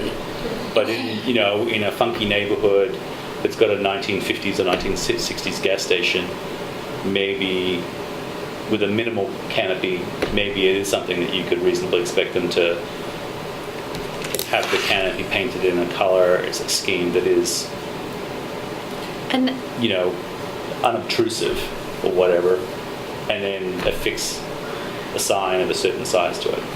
But I mean, that's all I'm saying. And I don't want to get into policing the color, so it could be, I don't know, just consistent with the rest of the building or something. But I, you know, part of me is like, they're going to have a shrunken canopy because it's a small site, and so it's going to be a pretty small fascia relative to others, and then just do it, just let them go. You know, because it won't meet the corporate standards anyway, so they won't have standard corporate sign approaches to it. So, these canopies aren't plastic, vinyl, or concrete? What are they they're made not out of? concrete, I hope, because if it drops on you, it's not going to hurt. They're Well, usually maybe in Rome. they are usually aluminum or I would say they're usually aluminum. All right. And it's probably Well, we're now prohibiting them from being vinyl. And that goes back to the except within the service center, because Yeah. I think they're probably some sort of plastic, the right. illuminated part Right. where the light shines through. That's Yeah, probably that- some sort of plastic. Right, yes, that's definitely plastic, but Well, we should watch, Right. then this one is. That doesn't say. It doesn't say It doesn't except say within the except in the service so that's a Oh, it D. doesn't. I mean, yeah, if that needs to be clarified, then. If somebody wants to, this is a ridiculous question, but I'm good at those. So if someone wanted to, like, instead of make a gas station, like an electric vehicle charging station, does Does that So- become something else entirely? or- That's actually a point I was gonna make, that we should change this to fueling station from gasoline station. I made that change in other places of the regulations, I referred to them as fueling station, but somehow when I was typing this up. See, that was an excellent question, It's very good. Kathy. So but when, hang on a minute. So that, by calling it a fueling station, should cover whatever the fuel is. Fuels of the future. What, it just might be nice, Brandy, if you could just, next time, tell us a little bit more about what other gas stations and signs, how they're regulated. Okay. Do you know that now, How, in other, or other in jurisdictions? other jurisdictions. Right. Yeah, I mean, I could certainly, if you really want to see some other examples, I could pull them. I'm sorry, going through my memory banks here for a second to see what I can pull up with. I think you see in a lot of the tourist-oriented communities just outright prohibitions on flat-roofed corporate canopies and Yep. requiring pitched roofs and architectural integration with the building. Yeah. So that's pretty common in the But we more already tourist-oriented. have, we already communities. have service Right. area zones, so. And then in the places that, have more of a commercial corridor, it sort of depends on whether, in many cases, there's already this overabundance of gas stations. Right. So what you're actually seeing is more effort to probably make it harder to start a new location, because there's already too much of this. And then maybe acceptance of the ones that are there in terms of the corporate uses and colors, but more effort, more focus on the pedestrian aspect of them, trying to make sure that if they are going to be modified, that there's a little bit more pedestrian orientation to some of them in terms of sidewalks, walkways, things like that. Because in many cases, the convenience store aspects of these are kind of important in the neighborhoods that they're in. That becomes bigger, yeah. Yeah. So of these regulations in this section here, are any of these ones that make them more part of a walkable district? I would say in terms of pedestrian orientation, the lighting aspect is important, and there's actually more in the lighting section that in terms of the intensity of those lights. So there's actually some additional standards there that deal with fuel stations. And remember, in each of the districts, we've put that language in so that if they were in one of the districts that we want to have that pedestrian orientation, that language would be in the district, so it's not here. So this is really more focused on the components of the gasoline station itself that kind of encompass things. May I make a suggestion? I don't know if it's sensible to include charging in this, because it makes sense to push pumps and islands 30 feet from property lines because there's cars constantly going through them and they're explosive. But it seems to me that the charging area, for instance, it was just built, makes sense because it's integrated into the corner, because you really need like parking spots for these 20-minute charges. And that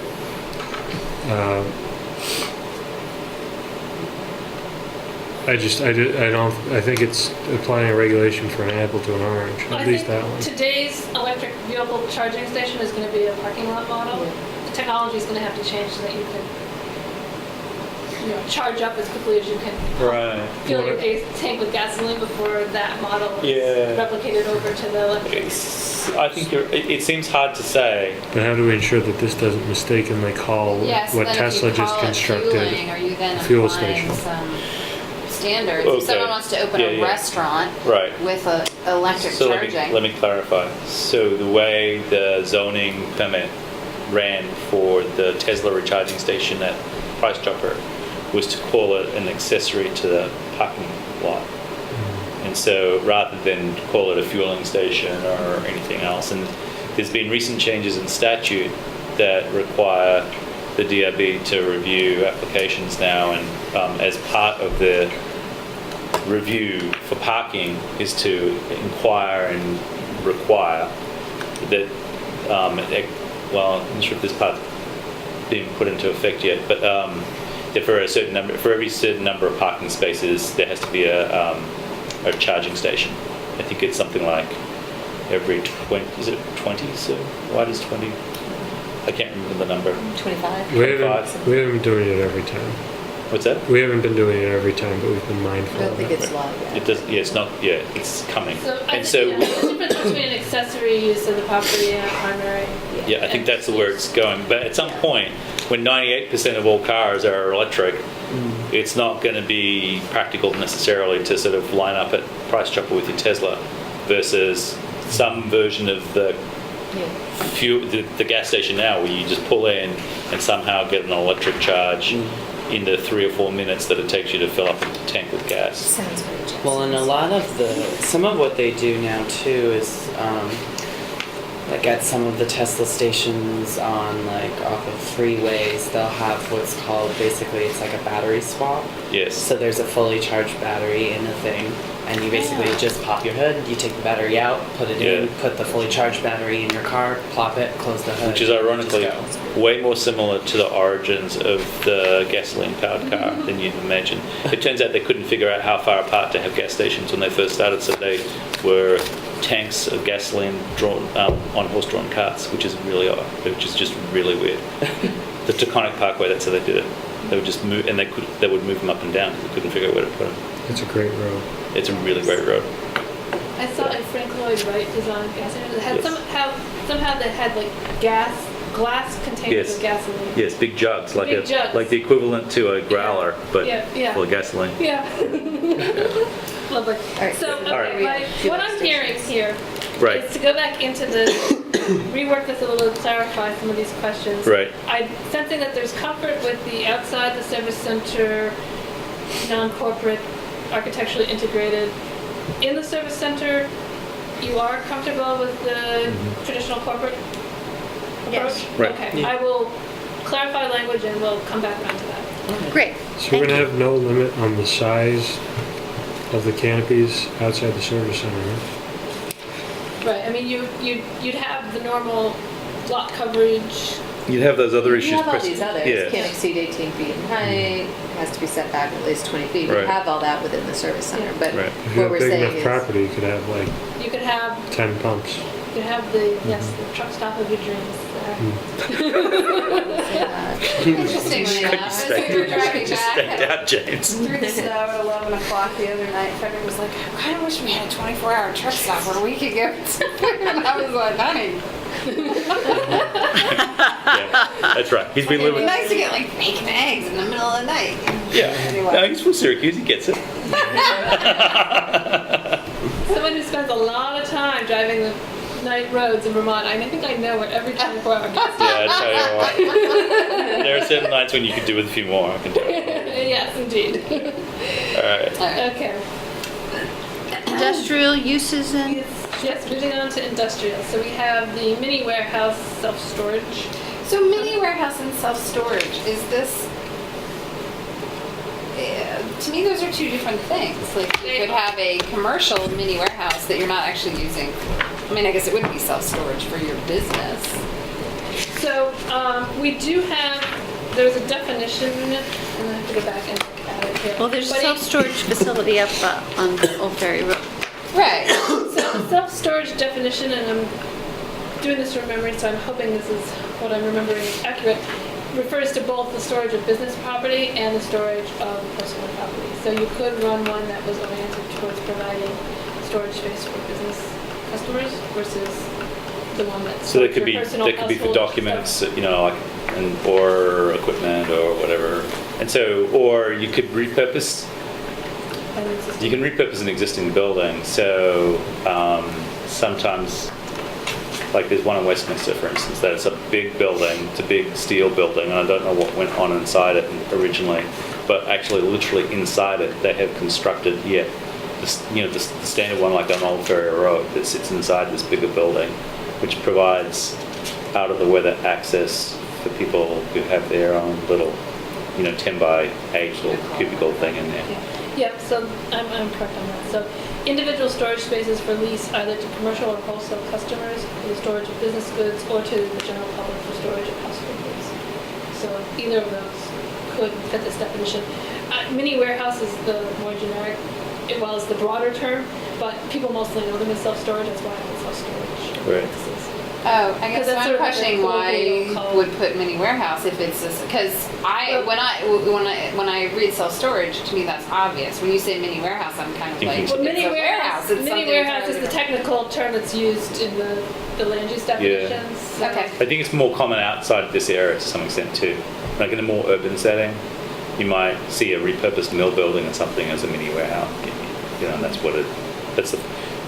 You're saying cubicle basically, but it's just you go inside, it's got an elevator, or whatever, and you store your stuff in there. It's much the same. It's just it's a repurposed building, and I think people are more familiar with thinking of them and referring to them as warehouses. So. And there's a barn actually on Upper Dummerston Road, a repurposed barn that has storage units in it. I can't remember the name of There's it. also one on Bonnyville. The Hilllands? Yeah, It's just Hilllands. called Hilllands, I think. Yeah, I think it is. I have- And another one on Bonnyville too. Why do I know all these storage units? Question about 3. I missed nothing. What if someone wanted to build, I know this is much more common in urban areas, but there's this one company in particular, I can't remember their name.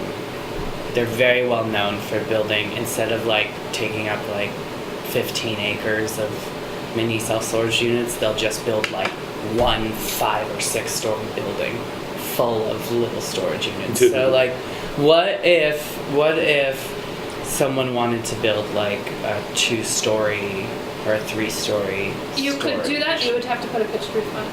Yeah, Oh, that's the only difference. Okay. Yep. All right. which you So probably that 20 feet height limit is specific for a single story. with a flat Flat roof. roof. With a Right. flat roof, okay. So that you don't end up with, this big massive box. Yeah, oversized file cabinet. Yeah. Yeah. Okay. Okay. Okay, those? No. Did you want to change? You sure? So, moving to transportation, communication, utility structures and uses. Satellite dish antennas, you'll remember that largely these are exempted, so this will not apply to very many, these would basically be big ones. This is all conventional one you get for your TV. Nowadays would be exempt, so it wouldn't apply to those. Oh, they're exempt. Yeah, small ones. Okay. If you want to, get the great big ones that you put up so you can watch, Australian television, then those might need a permit. Okay. Okay. It's the unofficial state flower of Vermont. Yeah. Some of them are still painted though. So the same with, did anyone have any comments on satellite dishes? With energy generation facilities, there's just basically some setback and removal requirements. And remember, most of these are going to be exempt because they're going to be net metered and tied into the grid. They won't be coming for a zoning permit. But if somebody does come in with an application, there is some standards here in terms of setbacks, which is something I'm concerned about these, particularly if it's a wind turbine. So the 120 foot, I'm sorry, Good. maximum for height. Brandy, can you remember at what point the FCC It's 200 feet where they start making you put a red lights. beacon on? The FCA. people that want to put up a residential wind turbine, those are generally in the 80 to 120 foot range. That's, Tonight that will be fine. yeah. So,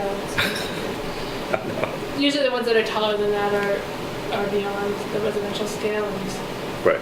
they're going to be utility. Yeah, they're gonna go somewhere else. They're not coming to see you. Right. They're not talking to us. All right. That's fine. Similarly, there's some language for utility facilities, for buffering and security situations. Once again, only a small subset of these types of things come in. It's sort of the somewhat larger utility boxes would come in for from a small substation house type thing, neighborhood serving scale thing. And then we come to the bigger one, wireless communication facilities. So this, we provided some notes in the memo about this. So this is not quite the same as the Vermont League of Cities and Town model language. It incorporates some similar aspects, and then there's some differences. We have in the districts expanded where communications antennas and towers could conceivably go in terms of which districts they could be sited in. On the other side of that, this is set up with more specific requirements that really are going to require a demonstration that you can't collocate. Whenever I see that word, I want to say collate. Yeah, I don't know right. why. Just Collocate. cool. Too many reports. Yes, or, you know, and if you can't do that, they're gonna want you to mount on an existing building. You have to say why you couldn't do that before, you know, you get to the point where you could build a tower. And then it's gonna need to be some sort of stealth facility. So these are set up sort of to prioritize and to try to push onto using existing structures as much as possible before you get to building a new structure. Can I ask you a question about that? So these regulations would permit them in the rural business, the service center, and the industrial. And then it's conditional use in the other districts. So if you could, this might come out stupid, where it's permitted, basically you don't end up getting a choice. Well, I guess under the conditional use criteria either. So if they can go through and they can prove that they can't co-locate it, that they can't do a surface mounted, and they get down, I mean, we've given, by it being a permitted use, we are going to have to allow them to do the cell tower. I thought the state was pretty much like Well, that's, the end all be all. as Right it's set now. up now, they have a choice. They can come see you, or they can go see the Public Service Board. Yeah, Alright. time's Yeah. up. But it is not clear that it will necessarily be that way forever, so I would say it's still a good idea to have communications regulations in place, because first of all, they don't have to go to the Public Service Board, it's an option, so they can still come through Act 50 MU. It's the applicant's choice. Does Vermont deem these type of utility facilities as inherently beneficial uses? That's the reason for the new Act, the Section 248 approach. Yes. As part of the states, we're all going to get real internet for real system. That's where that arrived at, because there was the telecommunications companies made a good argument that some communities were preventing them from providing quality broadband internet service by refusing to put up towers. We got out. Yeah, I'm not sure that was a completely straight up No. argument there, but it was an argument that was made, which is the reason for it. And that had a provision in its sunset, and the legislature has re-upped that provision. So whether they're going to leave it there permanently or not still sort of remains an open question. So do these regulations have to state something similar about the inherently beneficial? Well, these, they do state that, the purpose is to provide adequate service for the town and things like that. So I think you've done what you need to do legally on that front. And it does include the de minimis language, which is something that the regulations have to do now, so Yep. that if an existing permit holder wants to swap out some equipment and such like that, they don't have to go through this process. There's a way Does to the be state administrative. regulations define what's de No. minimis? No, all right. No. Brian. No, of course not. Brian thought that would be useful. Yeah, There's some- yeah. Now, Defining. we have different municipalities have done it differently, and some I've seen have defined it as basically any, if you're doing anything that's going to change visual profile of the structure, which basically would mean swapping out Wow. One panel for another. another panel that wasn't exactly the same profile Right. panel, was a different size or shape, Right. then you would no longer be de minimis. Others have taken it as, as long as you're not increasing your number of services offered on this tower, or increasing the type of services, switching from Yeah, one really? service provider to That another. seems all. That seems. Some have been very broad about Service what's de provider, minimis, and and some they have been can very, provide. so I've seen a range of things out there. Oh. Is there case law on de minimis? I don't know if there has been any cases yet. It'd be interesting to look, see if there have been. Okay. If you can easily put your hands on someone who's Yeah. defined de minimis. I'll look for de minimis definitions. I think we need a definition of de minimis. Yeah. And de maximus. Our zoning administrator thought that would be useful. Right. What would be useful is if I could spell de minimis, because I keep wanting to put a unit somewhere. I think Brian was educated by the Jesuits too, so. All right. Okay. Me too. And look, you don't know it. Well, no, I think that the zoning ordinance, I could have my own definition. Of Zoning course. ordinance. Okay. That's being very Jesuit. No, I was just thinking exactly that. All right. So did anyone have any questions about any of the specific? No. Components in The here? pre-application conference thing, can we pull that back for some discussion? I'm not sure, given the current setting, whether that would be something that we would find necessarily very beneficial to either party. The one issue with that, Ron, is that that would be the point at which we determine where, if at all, they need to do photo sims and balloon tests. Oh, So if you don't do it at that point, you would be doing it during the DRB process, which then lengthens them out. So we can talk about that, but I just raised that as an issue Oh, that we'll That's need a to good address. point. okay. Then I'll take back what I just said. Yeah. Yeah.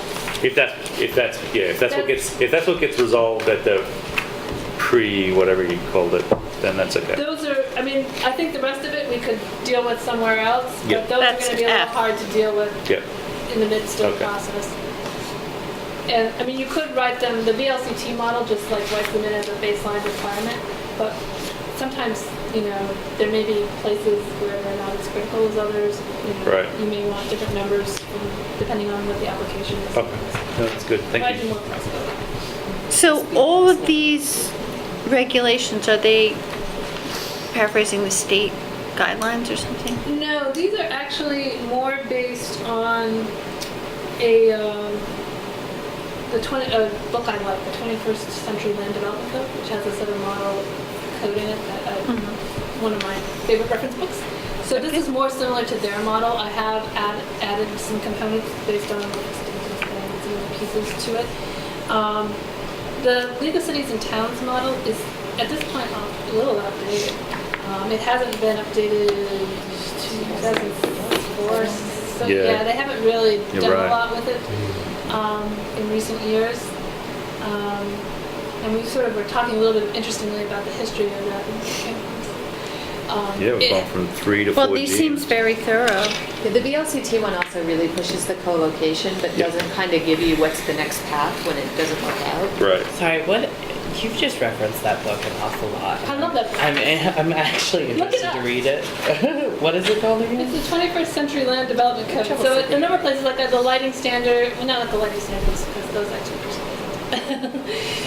the signage components and some of those aspects, those are good models that are used for that, some of the parking pieces, some of them are technical pieces.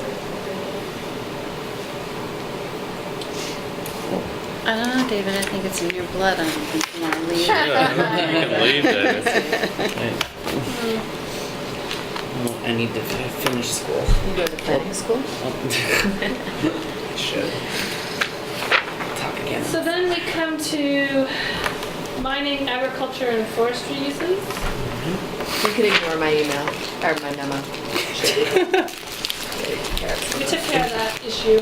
So the agricultural enterprises, subsection A, this provides a little bit of flexibility for that bit of agriculture that people argue about whether it's farming or not farming under state law and whether it requires zoning permits or doesn't require zoning permits. So this provides some flexibility, although given the uses that we've allowed, it's probably not as super critical, but it's farm business friendly language to try to provide a little extra signage for them and provide a little flexibility for those types of businesses.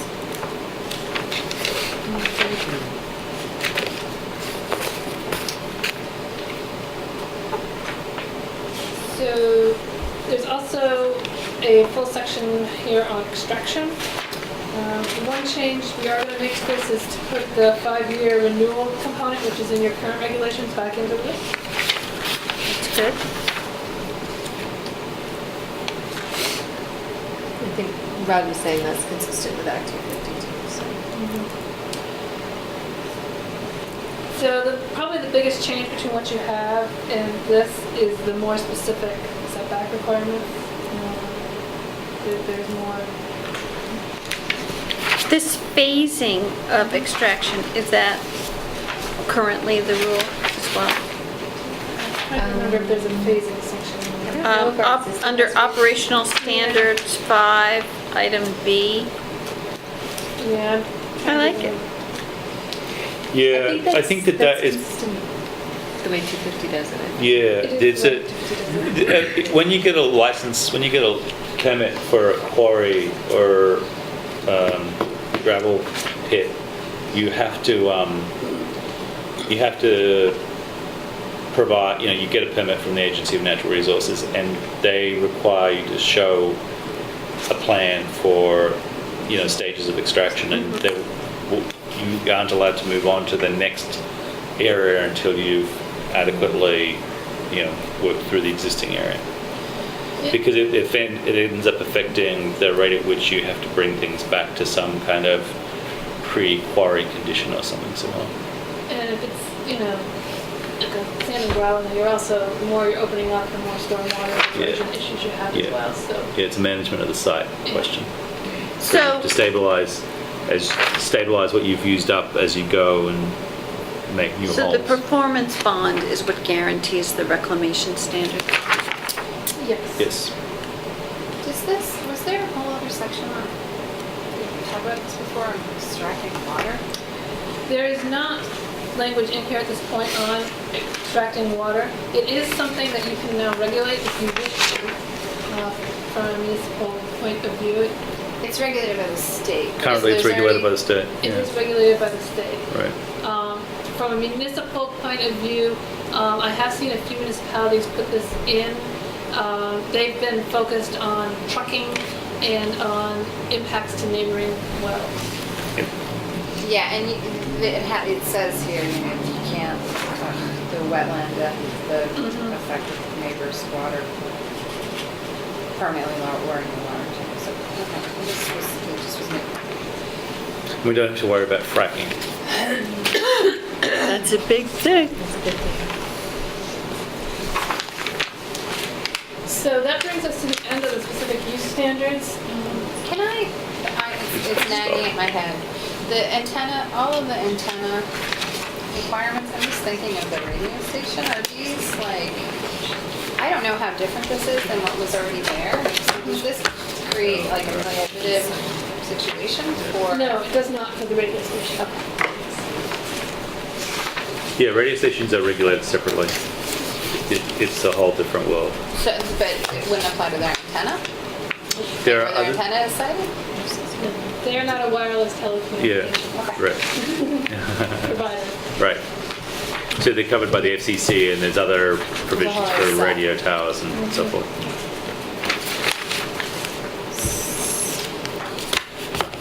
So we probably should not jump into subdivision, but should No. I think you can see the public outreach. talk a little bit about public outreach and where we are with that. Do we think that we'll need another meeting for the public outreach?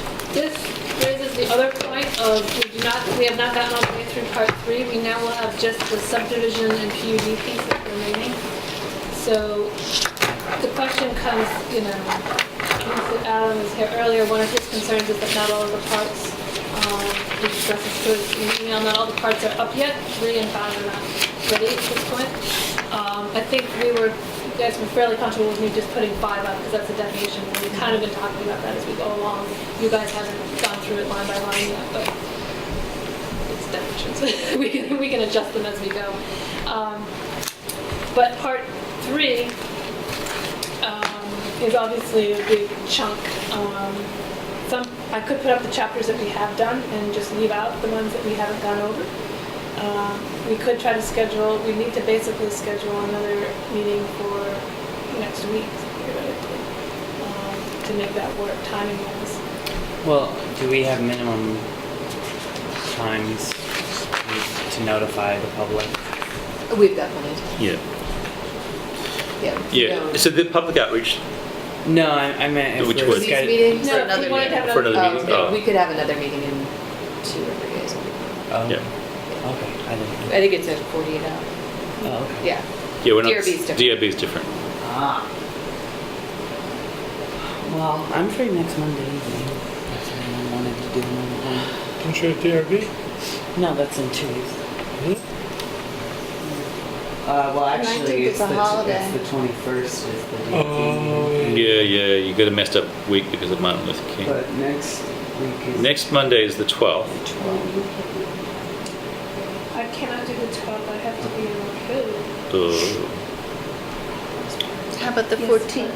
That's Elizabeth. Wednesday the 14th? Wednesday the 14th is okay for me. I'd have to get it approved by my boss, but it's an office day, so I don't see it being a problem. What day are we talking about? Wednesday the 14th, January? I'm just flying by the city council's on the calendar. I think that's fine. Wednesdays are easier for me than Mondays because of work days on one of them. Okay. I can't do it, but if Carolina could and everybody else could. Do we want to try for the 14th? Do we want to try and establish a backup date in case the 14th doesn't work? It's the 15th. I'm okay any night but the 12th, so that would. Okay, of next week? Yeah, next week. So Is the any but 15th Monday. easier for you guys?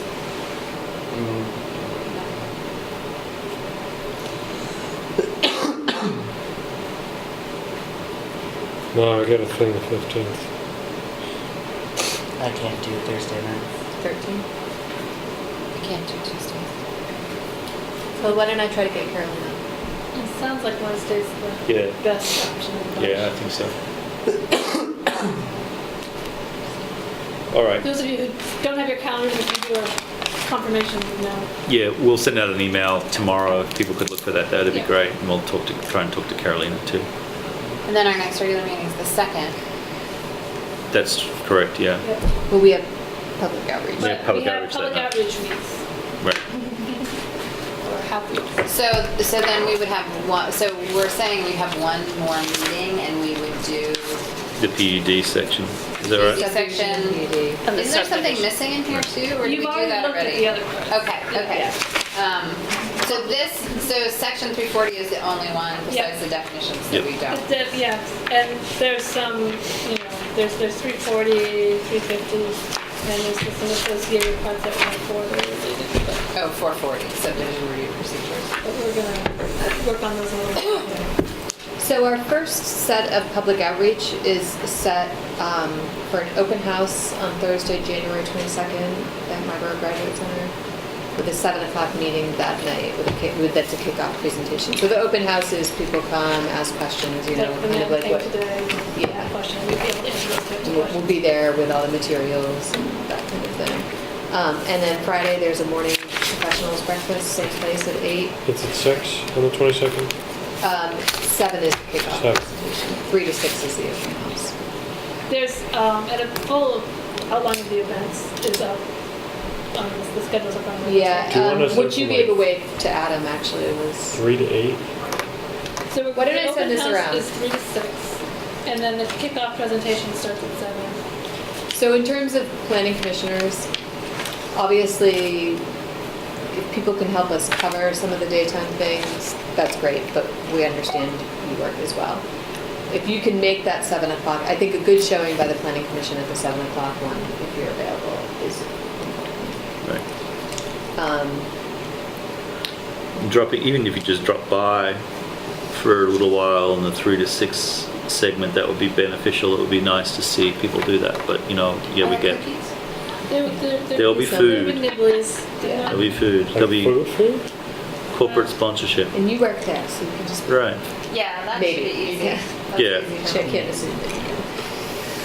But anyway, I had sent it in an email. I don't know if any of you looked at your schedule, if you want to write down if you're available for things, and even if it's like the farmer's market, you can only give an hour of your time, like that would be good, at least for the first set. We can talk about the other ones. The next. And do you want to just send that around and us write on there? Yeah. Yeah. Thank you. Yeah. And if you're calendar free, then tonight, then we send it as an email. So Yeah, just send just me. tell us what you can do. The professionals breakfast, probably make ourselves available from like 8 to 9:30, or, 7. It's professional, so people are going to the door. Yeah, Assuming. Assuming that. yeah. Some professionals work from home, so. Some professionals have breakfast in their jammies. I think. That's right. Yeah. Yep. So we'll have that, we need to work on the list for that piece. Yeah. Yeah. And then at noontime that day on Friday, we're going to do a brown bag lunch that will do invitations to the various town committee type groups, organized groups essentially, interest groups. And we'll do, focus out to them, focus on some of the issues that probably are of interest to those groups. Is there outreach to like rural and agricultural users? Are there, I guess the question is to what extent would they be within the business group list that we're going to get a hold of? And to what extent are they more of the I think they're more probably that 12 to 1:30. the organ? Yeah. Is there sort of any sort of organization or? Well, there's the Ag Advisory Committee, which is a little, they meet as needed. Yeah, I can Can they ask be them called if they're upon to I think we can reach out. names? Yeah. Yeah. Is it the people from Wild Carrot? Do we have their contact details now? Okay, yeah. There's a couple of, Yeah. and it's a pretty tight network.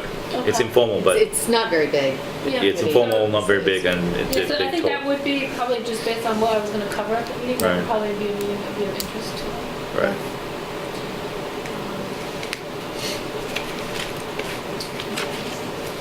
And then we're planning to be set up at the farmer's market on Saturday. A map and some informational handouts and that type of thing. Is that the one that's downtown? Yes. In the river garden. Yes. So With a that's strong another place emphasis on pickles and jewelry this to time. ask questions. So that will be the first block of public outreach. So we have sort of a broad general, we have basically three broad general events and two that are going to be focused. And we'll send, well, they'll be open to the public and advertised. We're going to send out special invitations to interested parties. And what's the mechanism for actually collecting feedback? Just questions? We're going to and have taking- we're going to have comment cards. We will be taking notes at these meetings as best we can and trying to get written comments. I'd like to make a matrix basically of the comments that we Right. receive as we go along so that we can then put those together and organize them. I mean, and I think at least at this first couple, we're going to mostly be answering questions. But Will we have a meeting of our own before the next session? we have one on the calendar so that we would have one on February 2. Second. Yes, February 2, and then the next set of events starts on February 5th. So we do have one in between. Well, that'll be good to kind of hear what the comments are. Yeah, and we're going to put comment boxes out and around in a couple of places, and we'll be taking comments by email as well onto our website. So when we get written comments, it's a lot easier to sort of collate and respond to those. When we're kind of talking to people, that means we're just going to have to try to keep some Keep track notes of and it. keep some sense of what's going on. But I suspect, at least for the first round of this, that we're going to get a lot more questions than we are going to be, because not that many people are familiar with what this is, but as people, as it starts to percolate a little bit, and we do a couple of these presentations, we'll start to get more feedback. I'm beginning to wonder, do you know if I sent the planning commissioners email addresses so they get constant contact notification? I don't think think we do. most, No, I told you. well, I sent the some of them were on the DRB. Some of list. you may have gotten it through the DRB. Did you get an email from me that had a? On January 1st? No. So, Okay, that's why you were looking at it like. Did you It get had it? a James? what? I don't think I did. I gave the DRB, I thought, for sure. All right. We'll Okay, track. well, we're gonna try to We'll look at track this. back and make sure. But anyway, you should look at the project webpage, because I think Yeah. what Brandy, and there's a link That to it. explains it. There's a link to it in the email, and So much for constant I think- contact. I think what she did really well is to basically explain, like, she gets into, like, this is like a cookbook. You don't read it from start to finish. Here's some good places to Unless- start. Where are you located? What can you do with your property? If you're a business, you might be interested in these things too. So I think that, while Adam is right, this is a big document. It's kind of complex to the layperson. Like, I think we also don't want to confuse them and think that they need to know everything in it or that everything in it applies to them. I was thinking about putting a little joke about the wild boar recipe that's in the joy of cooking. How often do you really need that one? But I didn't go that far with my little analogy. I thought you were very restrained in that regard. Because, I think it's crucial to understand whether you have to hold the goose upside down or not when you're draining it and all those kinds of things. It's really critical for. So, okay. I'm sure we'll have our own. But get board. when you get it when you get the email, take a look at the link, and we're going to use it to kind of push out the notices. Yeah, and we'll go from spasmodic contact to constant. Okay. Because I could have sworn that at least your two email addresses were on. Well, they should have been, because I did give you the DRB, DRB. because I think I assumed the planning commission was already good. Check out your spam. So maybe you were just ignoring my emails on news and you had like better things to do. Yeah, I mean, I was gone, but I don't think I got Yes, there was no offer of free drink or What anything. are they like? What are they? It was called like the subject line was like join us January. yeah. Do you use Gmail? Yeah, I do. I wonder if I put it in my promotions. Oh, yeah, it might have. Brandy So- Saxon. There you It's go. in promotions. Well, there you go. Liz, you probably didn't get it. Is it the way you prefer to have your Gmail structured that way? No, It's not- No, It's it's just not. that's how it Mandatory. goes. It goes, yeah. My Because No, there's a way you can get around it. It's really easy. I kind of like it separate. Yeah, I don't think I would. I sort of like it separate. I mean, I'm on the fence, but I did something weird the other day because I was modeling my child. You can move stuff around, so you can take Randy out of promotions. But if you organize Gmail so that it just is two sections, Oh, read and unread, all of a sudden it merges everything back. On Thursday. It's really funny. Oh, So just to jump forward to the outreach we're going to do in February. So we got Thursday, February 5th, Friday the 6th, Saturday Oh, the I got 7th. it too. Well, then the same thing. I was like, what? In amongst your Macy's offers lurked a really good invitation, okay? So all the Gmail users, their email got shunted off into some sub Promotion lane. Right up there with the free car wash. Because I'm not in your address books, or something. I think Well, I think know that it's like the a join us in the subject The line. join us, that was a killer. yeah. Oh, I should have given it a different one. I was trying to make it something interesting. Jazzy, I know.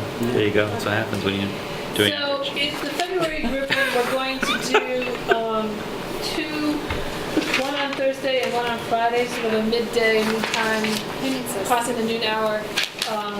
A drop-in cafe that will advertise to the business community. People can come in. We'll have information that's especially relevant to business operators and owners. And since it's flexible in timing, people can kind of come as they can in between those. And then we'll do on that Thursday an open house as well, and then followed by a meeting that's going to be focused on the downtown, sort of, I would sort of say mostly the southern portion of the urban center mixed use. Yeah, those neighborhoods. Those areas right there, because that's probably the area where the most substantive changes are happening in terms of what's going on with the zoning. The places there that were zoned commercial that we're putting into residential. There are places that, were commercial industrial that are going to mixed use. We're shifting the urban center in line a little, so there's a lot happening in sort of the southern rim. Down there, we'll call it southern rim. Yeah, okay. So Got a new name for it, that's going to be the focus for that. And then we're also going to be at the Gallery Walk on Friday and at the Farmers Market on Saturday. So it's sort of the same. Gallery walk indoors somewhere? We have the Hooker Dunham lobby right now with the possibility of Verde storefront if they're not rented. That's nice. Yeah. And the Hooker Dunham lobby that's right in front of the Catherine Danish Gallery. Yeah, I've never seen the last name, so would be great. Verde opened up. Would be great if Verde's rented, but it would be great. Yes. So did you email out any of the maps or anything like that to the group yet, or not? No. No. Okay. So what I've got put together so far are our map handouts. So a series of 5 of them, so that they're indicate where the sort of major changes are and what some of the more significant changes with the map are. And they're at a level that you can just sort of, there's going to be some tweaks to these based on our conversations today, but generally these are the areas that we're looking at. So these will be one of the major handouts that we'll have at these sort of general events where we're... These are very clear to me. And then on the back side of them, there's sort of a written description of what's going on a little bit more with the district. So that's going to be those. And then, I know, I could drop some of those out. I'm just laughing, I just noticed the picture, sorry. Yeah, I know. I was scraping for pictures, but actually I've gotten better pictures now. Yeah. And then we're going to have 2 of these 11 by 17. I like having the inside of the grocery store. It's the best Yeah, way I like to that find one. the That's a inside good of it. I couldn't find a good picture of the outside. So we're going to have 2 of these type of big table sheets.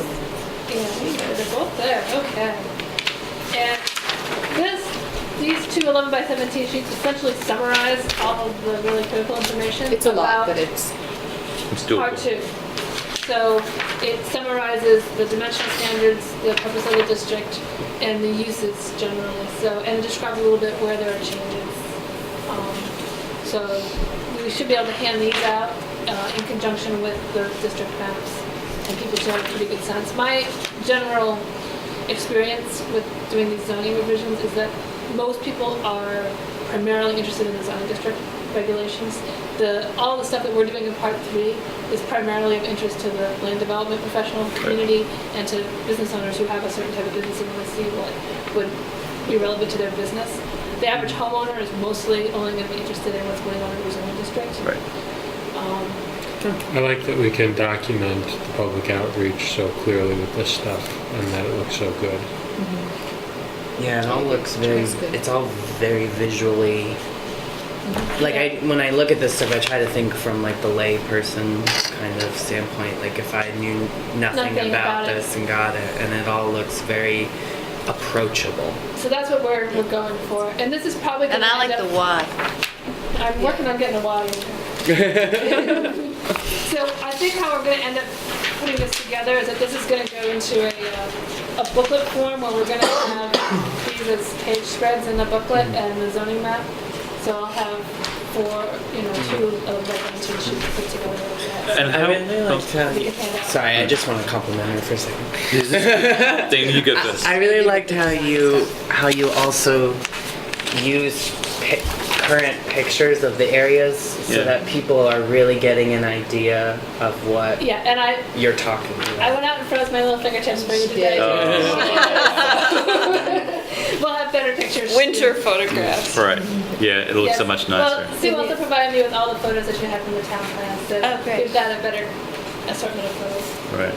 And Brandy and I are also going to be taping some little segments, and we'll work with BCTV to do some stuff to roll, but also Well, using it. it sounds great. And then, so we'll have one more meeting presumably on the 14th to get ready. Yes. And I think as we get these materials started to put together a little bit more, we'll probably email those around for feedback. And shall we let everyone go home? And I Dark and Right, frozen. yeah. To adjourn. slide. Motion to adjourn. Second. All in favor? I Done. No discussion?